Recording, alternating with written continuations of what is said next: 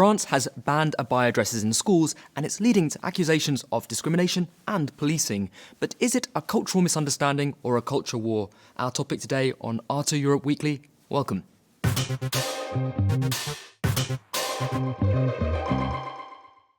Is the abaya a piece of religious clothing or not?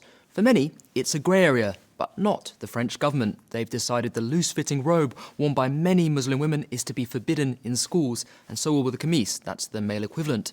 The conversation has snowballed ever since, and it's left France divided.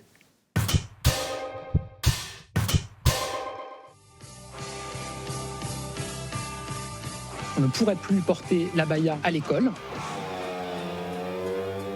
The school year in France is starting with an alarm rather than a bell. From now on, students wearing this kind of clothing won't be allowed to enter their classrooms. There's no more room in schools for the abaya or the kameez, its male counterpart.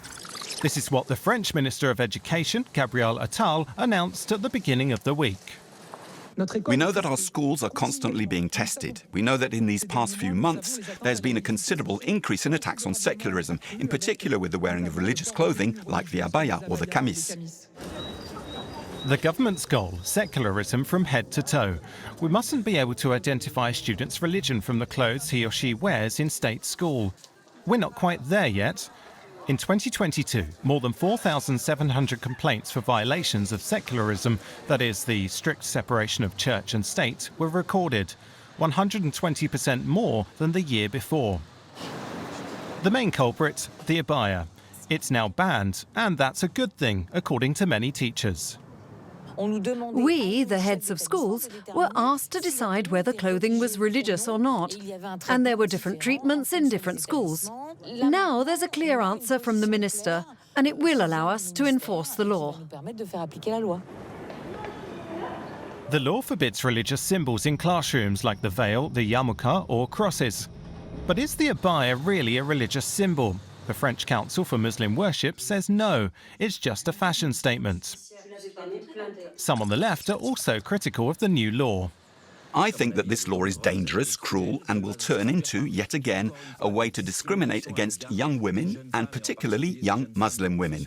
I think we don't need that in our country. The principle of secularism means that religions determine what their symbols are. If a particular religion considers that a certain garment isn't a religious symbol, I don't see why it should be forbidden. To avoid more controversy, an official instruction has been sent to schools. It suggests ways to create a conversation with people concerned, but many of them don't see what the problem is. An abaya is a dress for hot weather, that's all. But some people want to turn it into a religious garment, but it's not at all a religious garment. There are already fears this new law could be counterproductive and push more students to wear more so-called controversial outfits. Now, the situation in France isn't entirely unique, but reflects a wider shift as Europe moves towards a multicultural society. But how do other EU countries treat religion in schools? We find out in detail. Many European countries let schools decide how to deal with religious symbols. Outright bans on headscarves, for example, are rare, and although laws aimed at this are sometimes passed, they often don't stick. Take Austria, for example. In 2020, its constitutional court lifted a ban on schoolgirls wearing headscarves, stating that it violated the principles of equality and religious freedom. In Berlin, after a long legal row, female teachers have just been allowed to wear headscarves as they start the new school year. The situation in Germany varies widely. Each state has its own approach. There are clear bans in some European countries on wearing a burqa or niqab, which cover the entire face. This is the case for schools in France, the Benelux countries, Denmark, Norway, Austria, and some German states. Break this rule in the Netherlands, and you could face a fine of up to €150. So how is Christianity treated in state schools? After all, many EU countries are predominantly Protestant or Catholic. In Italy, for instance, just about every classroom has a crucifix hanging on the wall. And every Easter, clergy members visit schools to give the pupils a special blessing. And in Denmark, the so-called Christian studies, Kristendomskundskab, has a firm place in the annual curriculum. The argument here is that Christian values are closely aligned with democratic values, in stark contrast to the approach in France.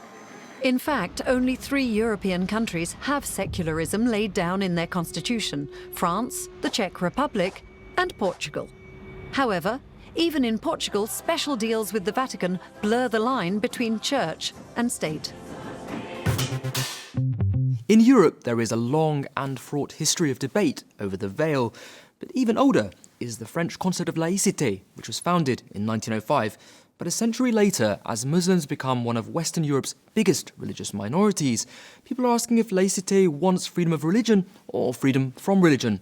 As we found out in an interview, the answer is far from simple.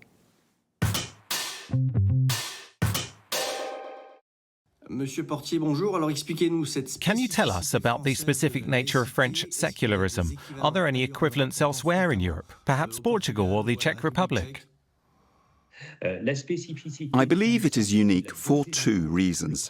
The first is the rhetoric that exists around secularism, which is more defiant towards religion than the discourse found in other European countries.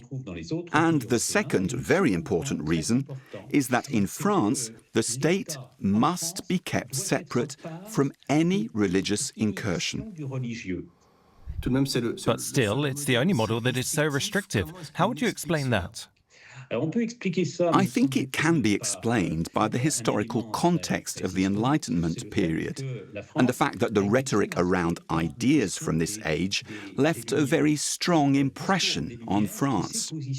This rhetoric went against the Catholic Church, which at the time was associated with the monarchy and thought to be creating serious problems for public freedoms. From that point on, the notion that any external and slightly radical religious affirmation might create issues for social cohesion became established in French society's collective consciousness. The state then had to be able to curb this in the strongest possible way. Why has this not occurred elsewhere in Europe? Is it because governments fear that it could create social tension, or simply because they believe it's not necessary? The specificity of other European countries is that they are more relaxed in the way they accommodate religion. Does this mean that these countries are not afraid of religious radicalism? Not at all. Other countries in Europe are also confronted with issues of terrorism. It's just that they don't resolve these issues in the same way we do in France.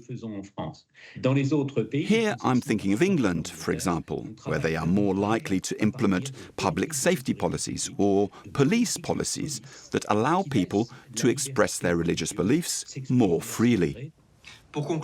So you're saying that in France we're worried about radicalism, other countries are also worried about this, but they try to resolve the problem in other ways? Yes, you're exactly right. Other countries closely monitor groups that might be planning terrorist actions, that's for sure. It's just that this takes place through policies of policing and surveillance, and not by restricting religious freedoms, as we do in France. Monsieur Portier, merci, bon après-midi. As the debate rages amongst the adults, on socials, young people are also making themselves heard. The hashtag Abaya has garnered more than 5 billion views. Thousands are voicing their opinions, some want boycotts, and some are even demonstrating how to discreetly defy the Abaya ban by creatively wearing the clothing item. Folks, liberté, égalité, fraternité, we've reached the end of the show. It's been cute talking to you. I hope you've enjoyed it as much as I did. Let us know your thoughts in the comments below. I'll be back next week. Until then, au revoir.